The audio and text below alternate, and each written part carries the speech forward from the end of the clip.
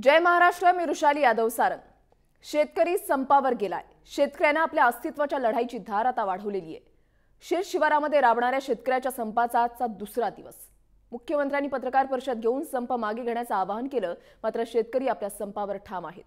आज अनेक भागात रसदीवर परिणाम झालेला आहे। संपाच्या मागे राजकीय पक्ष असल्याचे आरोप केले जात आहेत। मात्र शेतकऱ्याच्या असंतोषाचा गैरफायदा घेण्याचा प्रयत्न केला जात आहे का, हाही प्रश्न भेडसावतोय। त्यामुळे हाच लक्षवेधी मुद्दा घेऊन तुमच्या समोर आम्ही आलेलो आहोत।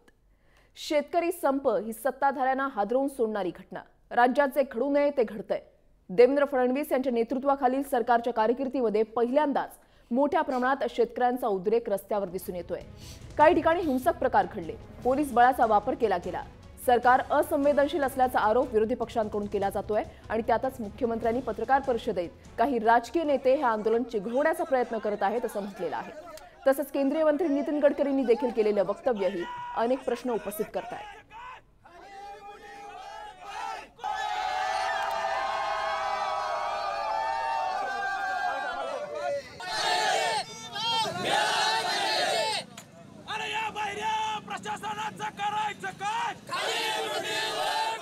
काही लोक विशेषतः ज्यांच्या संघर्ष यात्रेला कुठलाही पाठिंबा मिळाला नाही, अशी काही मंडळी या संपाच्या आड हिंसा करण्याचा प्रयत्न करत आहेत। जाणीवपूर्वक शेतकऱ्याला रोखण्याचा प्रयत्न करत आहेत। येणारा दूध भाजीपाला थांबवण्याचा प्रयत्न करत आहेत आणि त्यांचा प्रयत्न हा देखील आहे की कुठेतरी पोलिसांशी संघर्ष व्हावा, याला गालबोट लागावं आणि त्यातनं हा संप चिघळता यावा, अशा प्रकारचा प्रयत्न देखील चाललेला आहे। शेतकऱ्यांचा जो संप आहे असं तर तो राजकारणात ज्यांना पार्ट्या चालवायच्या असतात ते संप धरणं निदर्शनं करत असतात, त्यांनाही रोजगार पाहिजे ना। असं आहे तर तो राजकारणात ज्यांना पार्ट्या चालवायच्या असतात ते संप धरणं निदर्शनं करत असतात, त्यांनाही रोजगार पाहिजे ना। शेतकरी संप राजकारणी चिघळवत आहेत का, हा प्रश्न घेऊन आज जय महाराष्ट्र आपल्या पुढे आलेला आहे। यावर चर्चा करायची आपल्याला। चर्चेचे मुद्दे कोणते आहेत पाहूयात। शेतकरी संपाचे राजकारण केलं जातंय का? शेतकरी संप विरोधक अधिक पेटवत आहेत का? भाजप नेत्यांची विधानं शेतकऱ्यांना चिथवणारी आहेत का? राजकारण बाजूला ठेवून शेतकरी संपावर तोडगा का शक्य नाही? या चर्चेमध्ये तुम्ही सुद्धा सहभागी होऊ शकता। आम्ही ट्विटरवर एक प्रश्न विचारलेला आहे की शेतकरी संप राजकारणी चिघळवत आहेत का? @जयमहाराष्ट्रN या आमच्या ट्विटर हँडलवर तुम्ही तुमचं मत नोंदवू शकता। चर्चा करायची आपल्याला। आपल्या सोबत आहेत भूमिपुत्र शेतकरी संघटनेचे प्रवक्ते अनिल देठे, जय महाराष्ट्राचे संपादक तुळशीदास भोईटे, त्याच्यानंतर स्वाभिमानी शेतकरी संघटनेचे प्रवक्ते आहेत योगेश पांडे, राष्ट्रवादी काँग्रेसचे प्रवक्ते आहेत विकास लवंडे आणि भाजपचे प्रवक्ते आहेत आपल्यासोबत संजय ठाकूर। मला सुरुवातीला ठाकूरजी यांच्याकडे जायचंय। ठाकूरजी, जे काही घडतंय फडणवीस सरकारच्या या कालावधीमध्ये पहिल्यांदाच असं काही घडतंय। शेतकऱ्यांचा आक्रोश जो आहे, संताप जो आहे, तो रस्त्यावर उफाळताना आपण पाहतोय। शेतकऱ्यांसाठीच आमचं सरकार आहे, शेतकऱ्यांसाठी अनेक योजना ज्या आहेत ते सरकार आणण्याचा प्रयत्न करतंय, अंमलबजावणी सुद्धा त्या पद्धतीनं करण्याचा प्रयत्न करतंय। मात्र आता प्रश्न हा पडू लागलेला आहे मुख्यमंत्र्यांनी वक्तव्य केल्यानंतर की खरंच याच्या मागे राजकारण आहे? राजकारण आहेच याच्या मागे। कारण देवेंद्र फडणवीस साहेब कधी आता 2-2.5 वर्ष पूर्व मुख्यमंत्री झाले, त्याच्या आधी ज्या लोकांची सरकार होती त्यांनी काही कामं केलं आहे। हे बघा झालेला काय आहे माहिती आहे का? खूप विक्रमी उत्पादन झालेलं आहे। कसं काय झालं आहे? मुख्यमंत्र्यांचं एक स्वप्न होतं शेतकऱ्यांबद्दल आणि त्यांनी ते जलयुक्त शिवार, हिरवागार महाराष्ट्र ते राबवताना त्यांनी खूप चांगलं काम केलं आहे आणि आता खूपच विक्रमी उत्पादन झाल्यामुळे तर तूर डाळ ती तुमच्या मागची सरकार जी होती त्यांनी फक्त 20,000 टन तूर डाळ खरेदी केली होती। देवेंद्र फडणवीस साहेबांची सरकारने 5 लाख टन तूर डाळ खरेदी केली आहे। दुधाचं कसं आहे? दुधाचं उत्पादन खूपच वाढलं आहे। शेतकऱ्यांना 3 ते 4 रुपये प्रति लिटर जास्त पैसे मिळतो, पण उपभोक्तांवर त्याचा इफेक्ट झालेला नाही। हे सरकारचं चांगलं काम आहे। देवेंद्र फडणवीस साहेब खूप चांगल्यापणे मुख्यमंत्री असताना ते नेहमी बोलते आणि कधीच हे नाही म्हटलं की शेतकऱ्यांना कर्जमाफी करणार नाही। पण त्यांनी हेही सांगितलं होतं की कर्जमाफी एक विकल्प नाही आहे किंवा एक समाधान नाही आहे, परमानेंट जर का त्यानं काही तुम्हाला समाधानकारक काय करायचं असेल, परमानेंट काही रेमेडी तुम्हाला त्यांना द्यायचा असेल, तर तुम्ही काहीतरी परमनंट असं केलं पाहिजे ज्याच्यामुळे शेतकऱ्यांचा काहीतरी लाभ झाला पाहिजे. आणि तशा करताना मी तुम्हाला एक आकडा सांगेन, 2.5 वर्षात हे देवेंद्र फडणवीस साहेब मुख्यमंत्री असताना ते जे शेतकरीचा जलपंप आहे त्याला कमीत कमी तुम्हाला सांगतो मी की 10 किंवा 11 पट जास्त वीज कनेक्शन झालेली आहेत. 15 वर्षात जी कामं हे लोक करू शकले नव्हते ती कामं 2.5 वर्षात करून या मुख्यमंत्र्यांनी दाखवलेलं आहे. पण आता झालेलं काय आहे, जे लोक काहीच करू शकले नाही आणि आता काम होता बघून त्यांचा पोट दुखी झालेला आहे आणि त्यांना असं वाटतं की जर का 5 वर्ष अशा प्रकारे यांनी काम केलं तर आम्हाला कुठेही काही राहणार नाही आमच्यासाठी. म्हणून हा प्रश्न सुद्धा उद्भवतो ना की दीर्घकालीन उपाययोजना करण्यावर देवेंद्र फडणवीस सरकारचा भर आहे, मान्य आहे, कौतुकास्पद आहे. मात्र सध्याची जी परिस्थिती पाहिली तर शेतकऱ्याला दिलासा देण्यासाठी काही ना काही पावलं उचलणं गरजेचं आहे की नाही? आहेच ना, आणि दररोज करत आहेत. मी तुम्हाला एक आकडा सांगतोय बघा, केंद्र सरकारची पण नरेंद्र मोदी साहेबांची जी पीक विमा योजना होती आणि इथे पण महाराष्ट्रात पण मुख्यमंत्री साहेबांनी खूप चांगल्यापणे राबवली. आणि तुम्हाला एक आकडा देतो मी, 2.5 वर्षात या पीक विमा योजनेमध्ये 6,640 कोटी म्हणजे 3,400 कोटी प्रतिवर्ष माननीय देवेंद्र फडणवीस साहेबांची सरकारने केला आहे. आणि त्याचा पैकी 15 वर्षात या लोकांनी फक्त 6,400 कोटी म्हणजे 306 कोटी प्रतिवर्ष पीक विमा योजना करत होते. आता फरक किती आहे बघा, 10 किंवा 11 पट जास्त केला या सरकारने. एक मुद्दा आहे. अशाच प्रकारे बरेच मुद्द्यावर देवेंद्र फडणवीस साहेबांनी बराच चांगला काम करतात आणि त्यांना याच मुद्द्यावर मला राष्ट्रवादी काँग्रेसचे प्रवक्ते आहेत आपल्यासोबत, विकास लवंडे जी आहेत आपल्यासोबत. लवंडेजी, मागच्या सरकारनं काय केलं, आताच आपलं सरकार काय करतंय, यावर आता चर्चा करण्यापेक्षा जे काही चाललेलं आहे, जी परिस्थिती सध्या उद्भवलेली आहे त्यावर तोडगा काढणं सुद्धा तितकंच महत्वाचं आहे. सध्या जे राज्यामध्ये घडत आहे त्याच्यावर तुमचं काय म्हणणं आहे? आणि सर्वात महत्त्वाचं म्हणजे आणखी एक प्रश्न असा आहे की मुख्यमंत्री देवेंद्र फडणवीस यांनी स्पष्ट शब्दात काल म्हटलेलं आहे की संघर्ष यात्रा ज्यांनी काढल्या ते पक्षच राजकारण करतात आहे. शेतकऱ्यांचा संप चिघळवून शेतकऱ्यांना वापरून घेण्याचा प्रयत्न केला जातोय असा आरोप होतोय. यावर काय म्हणणं आहे? आपण राष्ट्रवादी काँग्रेसचे प्रवक्ते आहात, थेट आरोप आहे एक प्रकारे, कारण संघर्ष यात्रा तुमचीच. मुळामध्ये हे मुख्यमंत्र्यांनी काल जे काही पत्रकार परिषद घाईघाईमध्ये घेतली, अतिशय धादांत खोटं बोलत होते काल पत्रकार परिषदेमध्ये ते, आणि टोटल राजकीय बोलत होते. निवडणुकीतल्या प्रचाराच्या पूर्व जे निवडणूक लागल्यावर जशी एखादी पत्रकार परिषद एखादा नेता घेतो तशा पद्धतीने शेतकऱ्यांच्या संपाच्या पार्श्वभूमीवर त्यांनी काल पत्रकार परिषद घेतली. आता काल त्यांनी पत्रकार परिषद काय सांगितलं, तर जिल्हा बँकांची लिक्विडिटी नाही काही, म्हणून आम्ही कर्ज पुरवठा जिल्हा बँका करू शकत नाही, पण नॅशनलाइज बँकांच्या मार्फत आम्ही करू. ही लिक्विडिटी ते नोटबंदीमुळे गेली हे नाही सांगू शकले. ते नोटबंदीमुळे झाली नाही आणि मुख्यमंत्र्यांनी तुमची सर्टिफिकेट नको, ते जिल्हा बँकेमध्ये लोकल बँकेमध्ये कुणाचं प्रभुत्व आहे, तुमचाच अधिकार आहे. बोलू नका तुम्ही ठाकूर साहेब, आपण ऐकायची सरकार देणार आणि शेतकऱ्यांपर्यंत पोहोचणार नाही आणि बीजचे दलाल लोक दलाली खाणार, तसं होऊ देणार नाही. म्हणून मुख्यमंत्र्यांनी बोलला, मुख्यमंत्री खोटं बोलतात. आता तुमच्याकडनं मुख्यमंत्र्यांना सर्टिफिकेट घ्यावं लागेल का? तुम्ही सर्टिफिकेट देणार का मुख्यमंत्र्यांना? तुम्ही मुख्यमंत्र्यांना सर्टिफिकेट देणार का? मुख्यमंत्र्यांना तुमच्याकडनं सर्टिफिकेट घ्यायची गरज आहे का? थोडंसं थांबवतो. मला असं वाटतं की कोणीही भाषेवर सुद्धा संयम असला पाहिजे. मुख्यमंत्र्यांना तुमच्या सर्टिफिकेटची गरज नाही, मुख्यमंत्र्यांना तुमच्या सर्टिफिकेटची गरज नाही. यांना विरोधी पक्ष मला सर्वांना महाराष्ट्र पाहतो आहे. मला असं वाटतं एकमेकाला सर्टिफिकेट दिल्यापेक्षा लोकांनी आपल्याला सर्टिफिकेट दिलं असं प्रत्येकाने वागलं पाहिजे. प्रत्येकाने आपला मुद्दा योग्य पद्धतीने मांडावा, आपण बोलावं. राष्ट्रवादी काँग्रेसचं यावर काय मत आहे जे मुख्यमंत्री काल बोलले, आपण बोलू. भाजपच्या प्रवक्त्यांना सांगा आपण मध्ये बोलू नका. मुळामध्ये काल जे मुख्यमंत्र्यांनी पत्रकार परिषद घेतली त्याच्यामध्ये त्यांनी शेतकऱ्यांच्यावर आरोप ठेवला की हे षडयंत्र चाललंय वगैरे.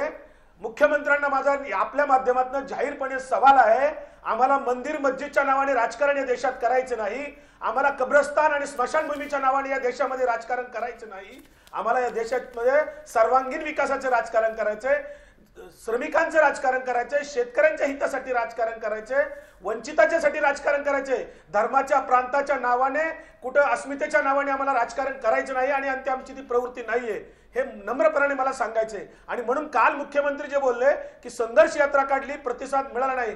जर संघर्ष यात्रेची दखल लोकांनी घेतली नव्हती तर तुम्हाला शिवार संवाद का काढावा लागला? आणि शिवार संवाद मध्ये तुम्हाला लोकांनी बांधावर जोड्याने मारलं. नक्कीच थोडंसं थांबवतो विकासजी तुम्हाला. मनसेचे अध्यक्ष राज ठाकरे यांची याच विषयाची पत्रकार परिषद आहे. आपण राज ठाकरे शेतकरी संपाविषयी नेमकं काय बोलले ते आता ऐकूया. खोटं बोलून सत्तेवरती आला.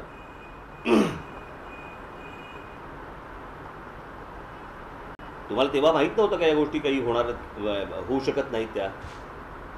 आणि सतत खोटं बोलणं की आता ते मागच्या वेळेला मी बोललो ना काय 30,000 विहिरी बांधल्या. कुठच्या विहिरी बांधल्या?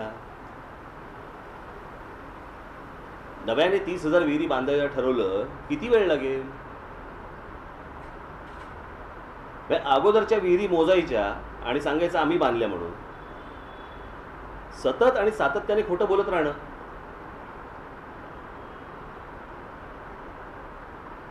आज शेतकरी संपावरती गेले, उद्या अजून कोणीतरी जातील. एक गोष्ट तुम्हाला मुळात शेतकरी बांधवांना पण समजून सांगितली पाहिजे. या सगळ्या गोष्टी हा नुसता कर्जमाफीने हा प्रश्न सुटणार नाही.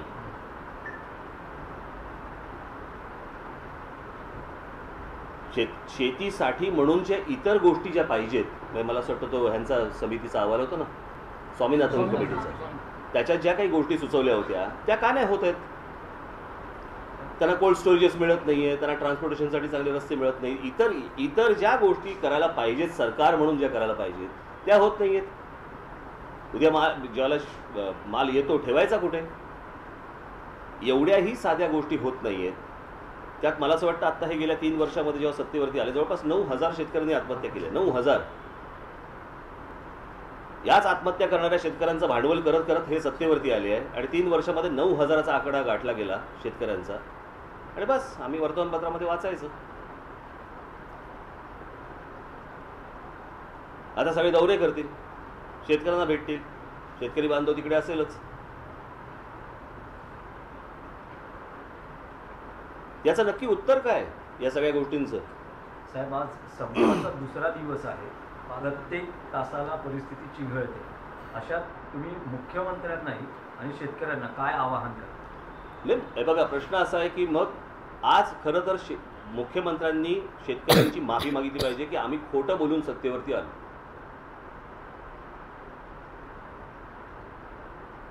हे सांगायला पाहिजे तुम्हाला. आणि जर समजा तुम्हाला शक्य आहे उद्या जाहीर करा.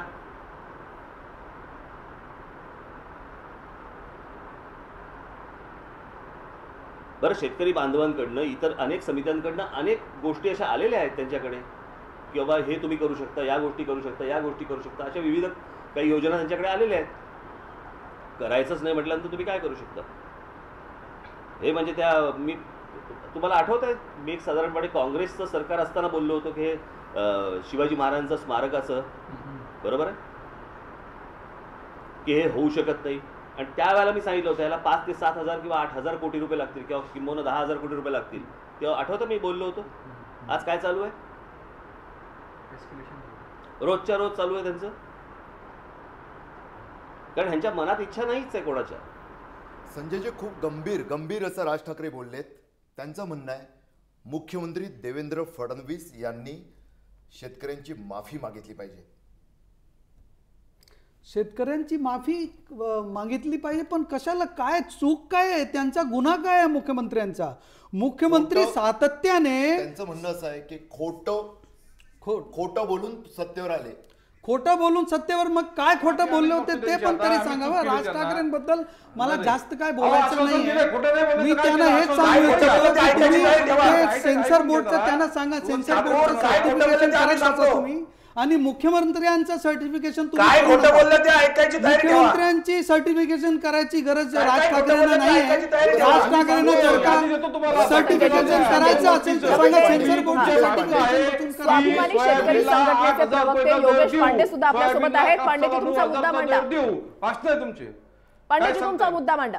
हा, मी एक मुद्दा मांडू इच्छितो. काल जे मुख्यमंत्र्यांची पत्रकार परिषद झाली त्यामध्ये मुख्यमंत्री पूर्ण कावरे बावरे व बेदरलेले दिसले. त्यांना ते काय बोलत आहे त्यांना ते समजत नाही. ते जे म्हटलंय की बाबा याच्यामध्ये काही राजकारणी विरोधी पक्ष या संप चिघळत आहे, त्यांनी असं बोगम बोलू नये, त्यांनी मुद्द्यावर नाव घेऊन बोलावं. वास्तविक काल वारणा दूध संघाचे आणि गोकुळचे टँकर त्यांचे जे सुये जवळचे आहेत त्यांचे टँकर मुंबईला त्यांनी बरोबर घेऊन गेले आणि स्वाभिमानी शेतकरी संघटनेचा संघ बंद होता. तर त्यांनी आम्हाला दम द्या टाकला की तुमचा प्रशासक नेमू. म्हणजे यांची अशी ही दहशत निर्माण करायची भाषा आहे. आणि हे आणि त्यांचे जे आहे जवळचे जे सहकारी जे जे बोलताय त्यांचं काही नाव घेणं आता योग्य वाटत नाही. ज्याप्रमाणे एखाद्या त्या रेड्याच्या पाठीवरती हात फिरल्यावरती जसा रेडा वेद बोलायला लागतो तशी आता काही लोकांची अवस्था आहे सरकारमधली. आणि आपण जर बघितलं की मागच्या 50 वर्षामध्ये काय काय घडलं, भारताचा जो GDP आहे त्यामध्ये कृषी क्षेत्राचा 51% वाटा होता. 2013 पर्यंत तो झाला 15% आणि त्यापुढे हे सरकार सत्तेवर आलं त्यानंतर तो आकडा जो आहे GDPचा कृषी क्षेत्रातला तो घटत गेला. 75% जनता आजही शेतीवर आधारित आहे. आणि काल जे माननीय श्री जेटली साहेब म्हटले की GDP मध्ये आम्ही सुधारणा केली, देशाचा विकास केला. मग विकास कुठे गेला? तुमचा विकास म्हणताय, तुमचा तो लोखंडाचा वाघ दाखवता. हे काही नाही, फक्त फेका मारतात, खोटं बोलतात, रेटून बोलतात. यांनी 2 मुद्द्यावर मी यांना सांगतो, जे आदरणीय जे भाजपचे प्रवक्ते म्हणतात की आम्ही काय खोटं बोललो, त्यांनी जे आश्वासन दिलं होतं स्वामीनाथन आयोग लागू करू, त्या आश्वासनावरच्या मुद्द्यावरच आम्ही त्यांच्यासोबत गेलो. मात्र 3 वर्ष झाले त्याविषयी चर्चा. आता ते सरळ पलटी मारताय, खोटं बोलताय की आता आम्ही करू शकत नाही. त्यांचे प्रवक्ते काय म्हणतात, असं आम्ही आश्वासन दिलंच नाही. त्यानंतर त्यांनी नवीन पिल्लू काढलं की 5 वर्षात शेतकऱ्यांचं उत्पन्न आम्ही दुप्पट करू. अहो, उत्पन्न दुप्पट जाऊ द्या, आत्महत्या दुप्पट झालाय याविषयी ते काही बोलत नाही. आणि परत सालसूदपणे त्यांच्याकडे 2च आहे. 5 लाख टन तूर खरेदी केली. अहो, त्याच्या बाहेर पडा. तुरीचं उत्पादन तुम्ही करायला लावलं. तुमच्या मन की बात ऐकून लोकांनी. बरोबर आहे पांडेजी, आपल्यासोबत भूमिपुत्र शेतकरी संघटनेचे प्रवक्ते अनिल देठे सुद्धा आहेत. देठेजी, ही चर्चा तुम्ही ऐकताय, प्रत्येक पक्ष मुद्दे मांडण्याचा प्रयत्न करतोय. शेतकऱ्याची अवस्था नेमकी काय आहे ते आता तुम्ही तुमच्या शब्दात सांगा. खरंच या मुद्द्यावरून राजकारण केलं जात आहे? सर्वप्रथम मी जे महाराष्ट्राचे संपादक सन्माननीय भोईटे साहेब आणि टीमचं मनापासून या ठिकाणी राज्यातील तमाम शेतकरी बांधवांच्या वतीने शेतकरी संपाबाबत आज जी काही चर्चा आपण आयोजित केली त्याबद्दल मनापासून आभार मानतो, त्यांना धन्यवाद देतो. आज खरंच राज्यामधली परिस्थिती शेतकऱ्यांच्या बाबतीमध्ये अतिशय विचित्र आणि दुर्दैवी अशी आहे. भारतीय जनता पक्षाचं आज सरकार आहे. जेव्हा राष्ट्रवादी आणि काँग्रेसचं सरकार होतं त्यावेळेला अक्षरशः शेतकरी मेटाकुटीला आलेला होता. शेतकऱ्यांच्या आत्महत्या थांबत नव्हत्या आणि म्हणून पुन्हा शेतकऱ्यांना आणि सर्वांनाच वाटलं की आता सत्ता परिवर्तन झालं पाहिजे. मोदींची भाषणं असतील, फडणवीस साहेबांची भाषणं असतील, त्यावेळची भाषणं जर आपण काढली तर आजच्या दिन येतील, शेतकऱ्यांना चांगले दिवस येतील, शेतकऱ्यांची कर्जमाफी करू, शेतकऱ्यांना चांगल्या प्रकारच्या योजना देऊ अशी त्यांची आश्वासनं आणि भाषणं होती. त्याला भाळून अक्षरशः आमच्या शेतकऱ्यांनी त्यांना सत्ता दिली, परंतु सत्ता आल्यानंतर यांना अक्षरशः त्याचा विसर पडलेला आहे. आणि म्हणून मुख्यमंत्री फडणवीस साहेबांनी जो काही काल आरोप केला त्या आरोपामध्ये मी तरी सांगतो काही तथ्य नाही. कारण विरोधी पक्ष अशा कुठल्याही प्रकारचं आंदोलन चिघळण्याचा प्रयत्न करत नाही. मुळामध्ये विरोधी पक्ष देखील या कुठल्याही संपामध्ये सामील नाहीत, हे मी स्पष्टपणे या निमित्तानं सांगू इच्छितो. कारण हे जे काही शेतकऱ्यांचा संप सुरू आहे हा संप कुठल्याही नेतृत्वाशिवाय सुरू आहे, कुठल्याही पक्षाशिवाय सुरू आहे. यामध्ये शेतकरी संघटना मोठ्या संख्येने जरी असल्या तरी हा संप खऱ्या अर्थानं शेतकऱ्यांनीच यशस्वी करण्याचं मनावर घेतलेलं आहे आणि तो आपण राज्यामध्ये पाहतात की जवळजवळ आता यशस्वी होतो आहे. त्यामुळे असे बिनबुडाचे आरोप करून याला राजकीय वळण देणं मला तरी वाटतं चुकीचं आहे. आणि आता जे काय ठाकूर साहेब सांगत होते ते भाजपच्या प्रवक्ते म्हणून अतिशय चांगल्या प्रकारे त्यांची बाजू सावरत होते. परंतु ठाकूर साहेब, माझी तुम्हाला एक विनंती आहे की तुम्ही अतिशय चांगल्या प्रकारे वेगवेगळ्या क्षेत्रामध्ये काम केलं आहे. मी म्हणत नाही, जलयुक्तमध्ये देखील तुमची कामं चांगली आहेत, पाण्याचा देखील त्या ठिकाणी साठे वाढत आहेत आणि तुम्ही आम्हाला एकीकडे सांगताय की उत्पादन वाढवा, परंतु जे उत्पादन आज रोजी वाढलेलं आहे त्याची तुम्हाला अतिशय चांगल्या प्रकारे नियोजन करता येत नाही. शेतकऱ्यांना त्यांच्या कष्टाचं त्या ठिकाणी चीज होत नाही. शेतकऱ्याला तुम्ही घामाला दाम व्यवस्थित देऊ शकत नाही. आज तुरीचा देखील तोच प्रश्न आहे, कांद्याचा देखील तोच प्रश्न आहे. मग जे उत्पादन वाढलेलं आहे त्याच्यावरती काहीतरी नियोजन करा ना, त्याला योग्य भाव द्या ना, शेतकऱ्याला 4 रुपये जाऊ द्या ना. त्यावर तुम्ही अजिबात नियोजन करत नाही आणि वेगळ्या गोष्टी सांगत बसता. आता त्या वेगळ्या गोष्टीला आम्ही शेतकरी वर्ग भुलणार नाही आणि म्हणून काही जरी झालं तरी आता या सरकारचं नाक दागण्याची भूमिका या शेतकरी बांधवांनी घेतलेली आहे आणि हा संप 100% आम्ही यशस्वी करणार आहोत. वेळप्रसंगी मी तर सांगेल की आमची महाराष्ट्र भूमिपुत्र शेतकरी संघटना भगतसिंगांच्या देखील भगतसिंगांसारखी देखील भूमिका घ्यायला मागे पुढे बघणार नाही. साहेब, मला या ठिकाणी आवर्जून सांगितलं पाहिजे की विरोधी पक्ष चिघळत नाही या संप. परंतु सरकारकडूनच हे आंदोलन चिरडण्याचा प्रयत्न होतोय. आज आमच्या अहमदनगर जिल्ह्यामध्ये काही कार्यकर्त्यांना अटक झाली, काही कारण नसताना त्यांच्यावरती 395 सारखे दरोड्याचे गुन्हे दाखल झालेले आहेत. काय त्यांनी कुठे दरोडे टाकले? आज मला देखील नोटीस आहे साहेब, मला देखील नोटीस काढले 149 मध्ये मला देखील नोटीस काढलेला आहे की तुम्ही कुठल्याही प्रकारची कृती करू नका, सार्वजनिक ठिकाणी काही करू नका, अन्यथा तुम्हाला देखील अटक करू. म्हणजे अशा प्रकारे कार्यकर्ता जो काही अग्रेसिव्ह आहे त्या कार्यकर्त्याला दाबण्याचा प्रयत्न होतोय आणि हा संप चिरडण्याची भूमिका हे सरकार घेते, विरोधी पक्ष घेत नाही. हा माझा स्पष्टपणे आरोप या सरकारवरती आहे. खरोखरच संजयजी, जी भूमिका आपण मांडत आहात आणि प्रत्यक्षातली ही नोटीस, मला तर काही वेळा प्रश्न पडतो की भारतीय जनता पक्षाचे काही नेते गेले म्हणजे 1 जूनपासून शेतकरी संपावर जाणार हे सर्वांना माहीत होतं. असं काही नाहीये की अचानक काहीतरी घडलं. कृषी मंत्री पांडुरंग फुंडकर कुठे आहेत नेमके, प्रश्न पडतो. अशा नोटीस ज्या बजावल्या जातात आहे, कुठेतरी हा प्रयत्न आहे का की आणखी शेतकऱ्यांनी भडकावं, आणखी भडकावं. त्याचबरोबर अनेक भारतीय जनता पक्षाचे मोठे नेते जे काही बोलतात आहे, जे वक्तव्य देत होते गेल्या आठवडाभर, जरूर काही शेतकऱ्यांना अधिकाधिक चिथावून त्यांना बाहेर काढायचा प्रयत्न होता. म्हणजे प्रत्यक्षात राजकारण नक्कीच होत आहे, पण ते विरोधी पक्षाकडून होतंय की आणखी काय? वृषाली, नक्कीच यावर सुद्धा आपल्याला नक्कीच यावर चर्चा सुद्धा करायची. आणि ठाकूरजी, तुम्ही सरकारचे प्रतिनिधी म्हणून आज तुम्ही या चर्चेमध्ये सहभागी झालेले आहात. शेतकरी जेव्हा तळमळीनं आपल्या कुठल्या गोष्टी आणि कुठले जे मुद्दे मांडतोय, एक आक्रोश आहे, संताप आहे, शेतशिवारामध्ये शांतपणे जेव्हा तो राबत असतो आणि अचानक म्हणजे हा असंतोष जो आहे तो एका रात्रीमध्ये उफाळलेला नाहीये. गेल्या अनेक महिन्यांपासून, वर्षांपासूनचा असंतोष आहे. सरकार आमच्यासाठी काही करत नाहीये आणि त्याच्यामुळेच त्याला हे संपाचा हत्यार उपसावं लागत आहे. त्याच्यामुळे आता सरकार त्यांची या भूमिकेकडे सरकार आता कशा पद्धतीनं न्याय देते त्याचं उत्तर सुद्धा तुमच्याकडून जाणून घ्यायचंय. मात्र वेळेसाठी एक छोटासा ब्रेक घेण्याची आणि ब्रेकनंतर ही चर्चा आपल्याला अशीच सुरू ठेवायची आहे. पाहत राहा जय महाराष्ट्र न्यूज.